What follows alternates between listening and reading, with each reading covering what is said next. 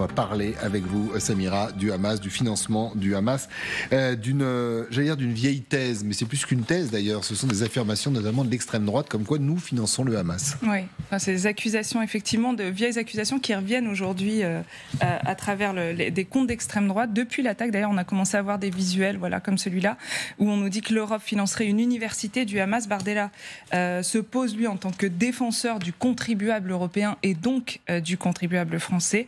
Et pour Marion Maréchal Le Pen, l'Union européenne est trop naïve. Je vous propose de l'écouter et puis on en parle après. Le Hamas, ça a été révélé, est l'une des organisations terroristes les plus riches du monde, par évidemment des moyens illégaux, par des taxes, mais aussi par de larges subventions de l'Union européenne, qui n'est pas toujours très regardante, c'est le moins qu'on puisse dire, sur la manière dont elle finance la soi-disant aide humanitaire. Je pense notamment à ces 1,8 million qui ont été donnés à l'université de Gaza. Alors de quoi elle parle, cette aide donnée à l'université? Déjà, on va resituer cette université, c'est important parce qu'on ne parle pas de n'importe quelle université. Il y a 11 universités à Gaza et celle dont parle Marion Maréchal et l'extrême droite, c'est l'université islamique, c'est l'une des plus anciennes de la bande de Gaza. Elle a été créée en 1978 par les frères musulmans. Israël a longtemps accepté cette université, mais aujourd'hui c'est devenu une cible clairement pour Tsahal. Elle a encore été frappée la semaine dernière. Ils y voient tout simplement un campus, un fief du Hamas pour plusieurs raisons. D'abord, les cadres du mouvement y ont tous étudié, ou presque. Ismaël Haniyeh, le chef politique du Hamas, Mohamed Def, le commandant des brigades armées Esdin al-Qassam, ils y sont tous allés. Et dans cette université, on peut aussi parler des contenus. On a retrouvé des livres, des DVD qui reprennent des discours radicaux ou qui sont à la gloire de ceux qu'ils appellent les martyrs, à commencer par Cher Ahmed Yassine, qui est donc le chef spirituel du Hamas, tué en 2004 par une attaque israélienne. Donc il y a clairement un lien politique, c'est vrai, et idéologique entre cette université et le Hamas. On a regardé, est-ce que pour autant ça en fait une antichambre du mouvement, une antichambre militaire? Non, ça c'est ce que nous disent les Palestiniens qu'on a contactés, les connaisseurs aussi de cette région. L'apprentissage religieux selon eux est le même que dans les autres universités de Gaza, puis on n'y apprend pas que la religion, il y a aussi la médecine, l'ingénierie, il y a des diplômes qui sont reconnus en Europe et des programmes de jumelage même avec l'université de Cambridge. Donc il faut resituer quand même cette université dont on parle dans son contexte, c'est important. Mais la question à la base, Samira, c'est est-ce que l'Union européenne finance ou a financé, comme l'affirme l'extrême droite, cette université? Voilà, on a posé la question directement à la Commission et la réponse est oui. Mais là aussi, il ne faut pas faire attention en tout cas aux amalgames. D'abord, il y a des aides humanitaires, parce que Marion Maréchal parle des aides humanitaires et elle fait le lien avec l'université. Les aides humanitaires, c'est autre chose. 28 millions d'euros en 2023 envoyés via les agences des Nations Unies, de l'OMS pour le développement, l'agriculture, la santé, etc. On en a parlé. Et puis, il y a le financement de programmes particuliers pour cette université islamique notamment. Elle a reçu de l'argent dans le cadre du programme Erasmus. 11 programmes au total de 2014 à 2019. Et effectivement, dans ce cadre-là, elle a eu une subvention européenne de 1,7 million d'euros. Et c'est de ça que parle le Front National. Alors, sur Internet, on essaie d'en savoir un petit peu plus sur ce programme Erasmus de l'université islamique. Et on a retrouvé le témoignage, vous le voyez, d'un étudiant italien. Donc, c'est le premier Erasmus de Gaza. Il est allé là-bas, il a choisi Gaza pour son Erasmus.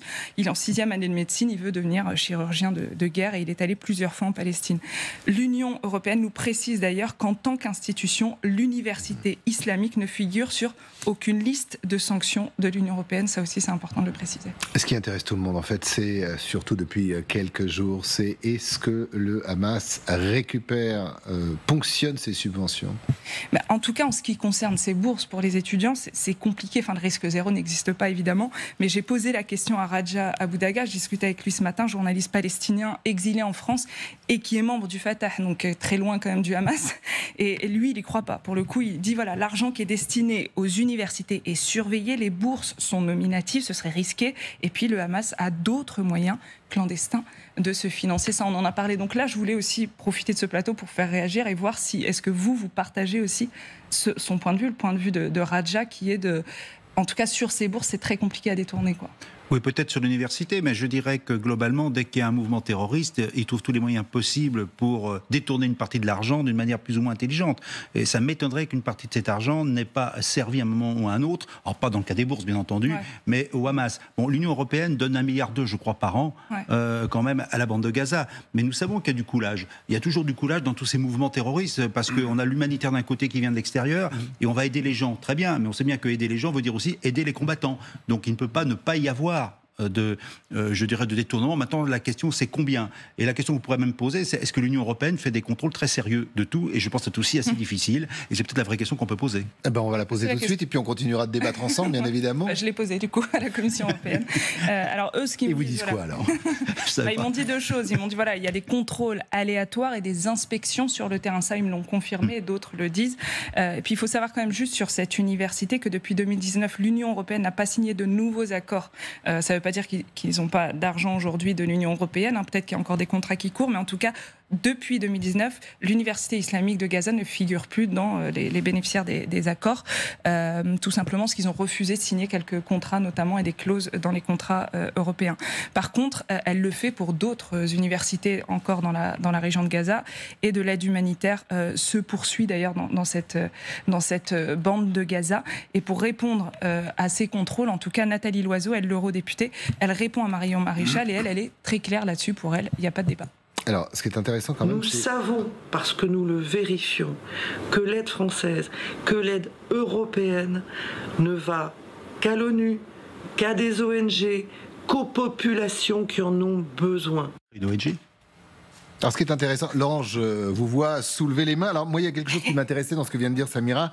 Il y a des inspections sur le terrain. On s'est posé la question des inspections après la frappe contre l'hôpital. Et tout le monde a dit, les spécialistes sur ce plateau et bien ailleurs, on dit c'est impossible. De toute façon, on ne peut pas aller à Gaza. On ne peut surtout pas aller inspecter quoi que ce soit. Votre opinion ? Je crois qu'il y a... Alors, je n'ai pas le nom en tête, mais il y a des ONG qui ont été...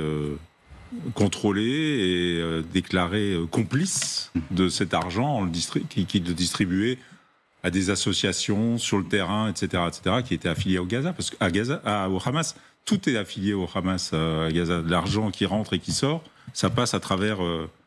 Je veux dire, quand l'émissaire. C'est pour ça que là, sur l'aide humanitaire, notamment les Israéliens ont dit de l'eau, des médicaments, pas de carburant, parce qu'on sait que le carburant est volé par le Hamas ou détourné. Mais c'est au-delà du carburant, c'est le sable pour fabriquer les tunnels, pour éviter de faire du béton et du ciment, c'est l'acier pour éviter de faire ces mêmes tunnels. Tout est contrôlé par le Hamas. Donc la question se pose même, j'ai envie de dire, la question se pose même pas. C'est vrai que peut-être qu'Erasmus a reçu son argent, les échanges se sont... En fait, là, il y a des échanges directs entre l'université... Mais depuis les accords d'Oslo en 93, l'Europe est le plus grand bailleur de fonds des Palestiniens, que ce soit en Cisjordanie et que ce soit à Gaza. On sait qu'en Cisjordanie, tout l'argent n'arrive pas là où il faut arriver. À Gaza, c'est encore pire.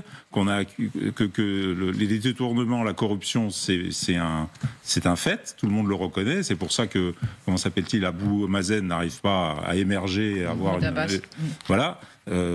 Mais le problème, c'est la double peine pour la population, c'est-à-dire que c'est tout le temps le cercle vicieux, c'est-à-dire que si vous n'aidez pas la population qui vit effectivement dans une misère incroyable, vous avez toutes les chances du monde ou tous les risques du monde qu'elle se rallie encore plus aux mouvements extrémistes.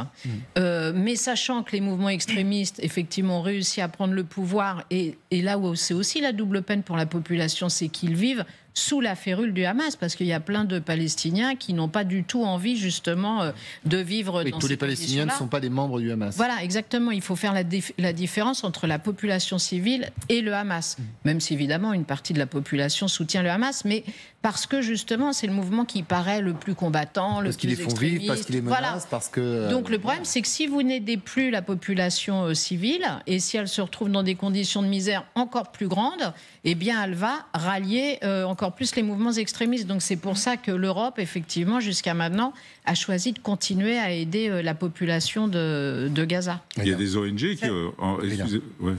C'est une situation justement qu'Israël a acceptée pendant des années, mais on se pose maintenant des questions parce que cet échec des renseignements israéliens qui n'a pas vu que cette énorme attaque va se produire contre Israël, on voit maintenant qu'en fait, le Hamas a bénéficié de beaucoup plus de ressources qu'on a pensé.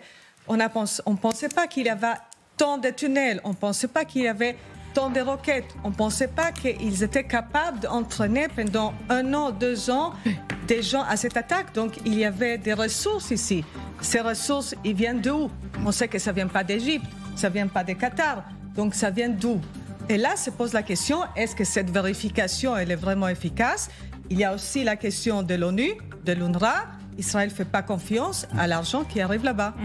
Merci beaucoup. Vérification et chronique, une nouvelle fois très intéressante. On se retrouve très bientôt. Merci à tous les 5. Merci à vous de votre fidélité.